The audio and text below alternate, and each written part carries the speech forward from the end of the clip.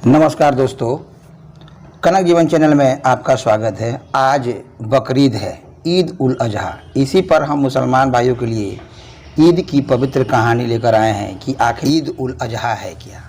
तो चलिए हम शुरू करते हैं। ईद उल अजहा का पर्व संदेश देता है कि मनुष्य ईश्वर की कृति है और इसके पास जो कुछ भी धन दौलत है वे सभी ईश्वर की देन है। इसीलिए इंसान को हमेशा अल्लाह के प्रति समर्पित रहना चाहिए, क्योंकि अल्लाह को बंदे का समर्पण ही सबसे अधिक पसंद है और यही उसकी सबसे बड़ी इबादत है। बकरीद में हम कुर्बानियाँ देते हैं। अल्लाह तक तुम्हारी कुर्बानियों का गोश्त, मांस या खून हरगिज नहीं पहुंचता, बल्कि तुम्हारा तकवा, समर्पण पहुंचता है। तो आइए शुरू करते हैं कि आखिर ईद उल अजहा क्यों मनाया जाता है। ईद उल अजहा को आम बोलचाल की भाषा में बकरीद कहा जाता है, जो इस्लाम धर्म के मानने वालों के लिए एक अहम त्यौहार है। इस त्यौहार को मनाने के पीछे एक बड़ा पवित्र इतिहास है। यह इस्लाम धर्म के उद्भव के पूर्व से प्रचलित है। हजरत इब्राहिम को ईश्वर ने स्वप्न दिया कि अपनी सबसे अजीज चीज़ों की कुर्बानी दो। हजरत इब्राहिम, जिन्हें खलीलुल्लाह मतलब ईश्वर का मित्र कहा जाता है, उन्होंने उस स्वप्न के आलोक में अपनी पसंदीदा चीज़ों की कुर्बानी दी। लेकिन पुनः स्वप्न आया कि अपनी सबसे अजीज यानी प्यारी चीज़ों की कुर्बानी दो। अब हजरत इब्राहिम के लिए परीक्षा की घड़ी थी कि उनके लिए सबसे प्यारी चीज़ उनका इकलौता बेटा हजरत इस्माइल थे। हजरत इब्राहिम को अल्लाह ने बुढ़ापे में 85 साल की आयु में एकमात्र संतान हजरत हाजरा को कोख से हजरत इस्माइल का जन्म हुआ था। इसलिए यह पुत्र न केवल उनके जीवन का आखिरी सहारा था, बल्कि उनके लिए ईश्वर का वरदान भी था। अब हजरत इब्राहिम ने ईश्वर के इशारे पर अपने बेटे हजरत इस्माइल को ही कुर्बान करने को तैयार हो गए। और जब हजरत इस्माइल की गर्दन पर तेज धारदार छुरी चलाने लगे तो ईश्वर ने हजरत इब्राहिम को समर्पण को कबूल करते हुए हजरत इस्माइल की जगह दुम्बा यानी एक प्रकार का जानवर, दुम्बा उसको कहा जाता है, रख दिया और उसकी कुर्बानी हो गई। हजरत इस्माइल सही सलामत जीवित रहे। इस्लाम धर्म में हजरत इब्राहिम की इसी सुन्नत की अदायगी के लिए ईद उल अजहा का त्यौहार मनाया जाता है। प्यारे दोस्तों, दरअसल ईद उल अजहा का संदेश यह है कि मनुष्य ईश्वर की कृति है और इसके पास जो कुछ भी धन दौलत है वे सभी ईश्वर की देन है। इसलिए इंसान को हमेशा अल्लाह के प्रति समर्पित रहना चाहिए, क्योंकि अल्लाह को बंदे का समर्पण ही सबसे अधिक पसंद है और यही सबसे बड़ी इबादत भी है। ईद उल अजहा हर साल इस्लामिक कैलेंडर के अनुसार जिल-हिज्जा के महीने की 10वीं से 12वीं तारीख अर्थात 3 दिनों तक कुर्बानी दी जाती है।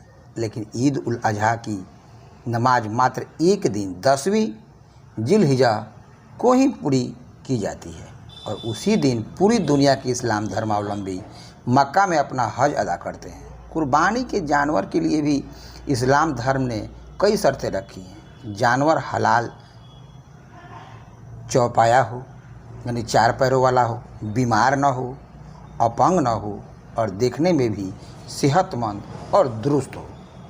ज्ञात हो कि कुर्बानी सभी मुसलमान पर फर्ज अनिवार्य नहीं है। जो आर्थिक दृष्टि से सबल हैं उन्हें ही कुर्बानी देने का हुक्म है। कुर्बानी के जानवर का मांस भी केवल कुर्बानी देने वाले के लिए नहीं होता, बल्कि जानवर के पूर्ण मांस को 3 हिस्सों में बांटा जाता है। एक हिस्सा जिस व्यक्ति ने अपने पैसे से कुर्बानी दी है उसके लिए है, दूसरा हिस्सा निर्धन लोगों के बीच बांटने के लिए है और तीसरा हिस्सा अपने सगे संबंधी एवं मित्रों के बीच तकसीम करने का आदेश है। अर्थात कुर्बानी ईश्वर के प्रति समर्पण और सामाजिक सरोकार का भी पाठ पढ़ाता है। ईद उल अजहा का एक ऐतिहासिक पक्ष यह भी है कि इसी ईद उल अजहा के दिन हज जैसे इबादत पूरी की जाती है। इस्लाम में कुरान और हदीस के आलोक में ही त्यौहार मनाए जाते हैं।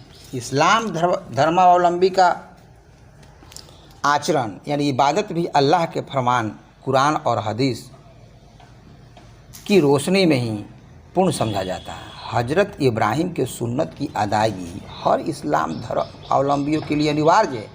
यह त्यौहार इंसान को कठिन परीक्षा के समय में धैर्य के साथ रहना, विवेक से कदम उठाना और ईश्वर के प्रति समर्पित रहने का संदेश देता है। साथ ही सामाजिक सरोकार का पैगाम भी देता है। मनुष्य केवल अपने लिए नहीं बल्कि दूसरों के लिए भी इस दुनिया में आया है। इसका संदेश भी ईद उल अजहा में छुपा हुआ है। कुरान में साफ तौर पर कहा गया है कि अल्लाह तक तुम्हारी कुर्बानियों का गोश्त, मांस या खून हरगिज नहीं पहुंचता, बल्कि तुम्हारा तकवा और समर्पण ही पहुंचता है।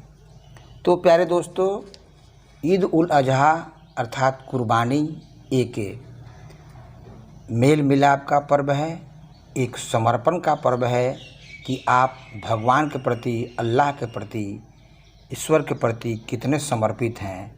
तो इसका संदेश देता हुआ आज ईद उल अजहा यानी कुर्बानी का पर्व हर्षोल्लास के साथ मनाएं और आप अपने बिरादरी के छोटे बड़े जो भी हैं उनका साथ दें, क्योंकि वो भी ईद उल अजहा बहुत ढंग से और बहुत खुशीपूर्वक मना सकें। तो फिर एक बार आपको ईद उल अजहा की ढेरों सारी शुभकामनाएं, बधाइयाँ और मुबारकबाद। धन्यवाद। इस वीडियो को ज़्यादा से ज़्यादा शेयर करें, लाइक करें। चैनल पर नए हैं तो सब्सक्राइब जरूर करें कि लोग भी जान सकें कि आखिर ईद उल अजहा क्यों मनाया जाता है। धन्यवाद।